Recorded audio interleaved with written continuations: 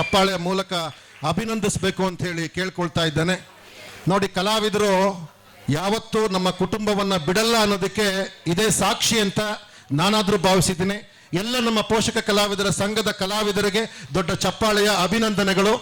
ಆಮೇಲೆ ಇದೇ ಸಂದರ್ಭದಲ್ಲಿ ನಮ್ಮ ಪೋಷಕ ಕಲಾವಿದರ ಸಂಘ ಪ್ರತಿ ತಿಂಗಳು ನಡೆಸುವಂತಹ ಯಾವುದೇ ಕಾರ್ಯಕ್ರಮ ಆಗಿರ್ಬೋದು, ಯಾವುದೇ ಸಭೆ ಆಗಿರ್ಬೋದು, ಎಲ್ಲ ಕಾರ್ಯಕ್ರಮಗಳಲ್ಲಿ ನಮಗೆ ಅನ್ನದಾತ ಒಬ್ಬರಿದ್ದಾರೆ, ನಮ್ಮ ಜಗದೀಶ್ ಅಣ್ಣರವರು, ಅಮೃತ ದರ್ಶಿನಿ ಟಿಫನ್ ರೂಮ್ನ ಮಾಲೀಕರು.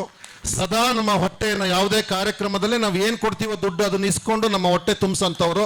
ಅವರಿಗೆ ನಾವು ಸನ್ಮಾನ ಮಾಡಬೇಕು, ಬನ್ನಿ ಅಣ್ಣ ಅಂತ ಕರೆದ್ವಿ. ಸನ್ಮಾನ ನನಗೆಲ್ಲ, ರೆಡಿ ಮಾಡೋರು ಬಡಿಸೋರು ಇವ್ರಿಗೆ ಕೊಡಿ ಅಂತ ಕರೀತಾ ಇದ್ದಾರೆ.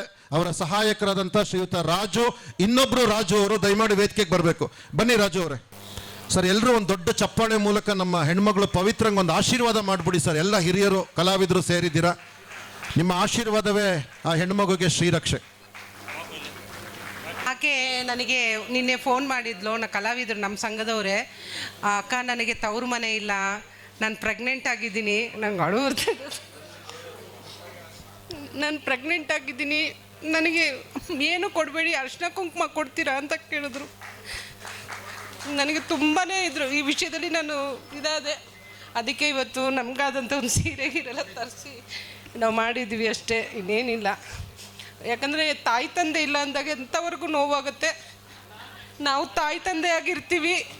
ನೀನು ಹೆರಿಗೆ ಆದಾಗಲೂ ಏನೋ ಪ್ರಾಬ್ಲಮ್ ಆಗದೆ ಒಳ್ಳೆ ರೀತಿಯಲ್ಲಿ ಹೆರಿಗೆ ಆಗಲಿ, ಅದಕ್ಕೆ ಏನೇ ಬೇಕಾದರೂ ನಾನು ಸಪೋರ್ಟ್ ಮಾಡ್ತೀನಮ್ಮ. Thank you. ಅಷ್ಟೇ ಅಲ್ಲ, ನಮ್ಮ ಲಗ್ಗೆರೆ ನಾರಾಯಣ ಸ್ವಾಮಿರವರು ಉದಾರ ಮನೋಭಾವದಿಂದ ಸಹೋದರಿ ಪವಿತ್ರ ಅವರ ಅದೇನು ಡೆಲಿವರಿ ಖರ್ಚೇನಿದೆ ಅದೆಲ್ಲವನ್ನು ನಾನು ಕೊಡ್ತೀನಿ, ನನಗೆ ತಿಳಿಸಿ ಅಂತ ಹೇಳ್ತಾ ಇದ್ದಾರೆ. ಎಲ್ಲರೂ ನಾವು ನಿಮ್ಮ ಜೊತೆಗಿದ್ದೀವಮ್ಮ. ಶುಭವಾಗಲಿ, ಒಳ್ಳೇದಾಗಲಿ, ದೇವರು ಒಳ್ಳೇದು ಮಾಡಲಿ.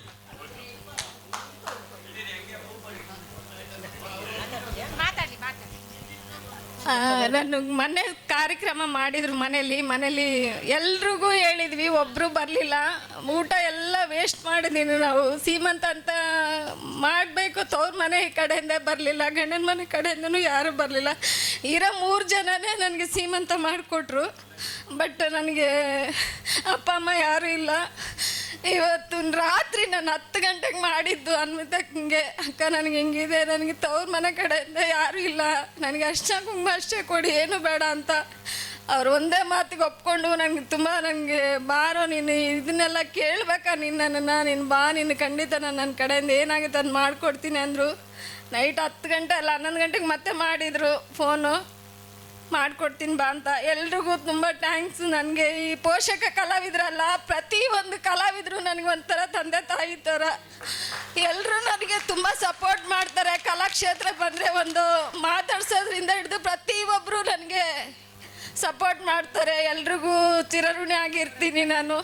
ತುಂಬು ಗರ್ಭಿಣಿ ಆಗಿದ್ರು ಸಹ ನಮ್ಮದೊಂದು ಮಲ್ಲತ್ತಳ್ಳಿಲಿ ಪ್ರೋಗ್ರಾಮ್ ಆಯಿತು. ನಾವು ಇಲ್ಲಿಂದ ಇಲ್ಲಿ ಕಲಾಕ್ಷೇತ್ರ ಬರೋಕ್ಕೆ ನಮ್ಮವರು ಸ್ವಲ್ಪ ಹಿಂದೆ ಮುಂದೆ ನೋಡ್ತಾರೆ.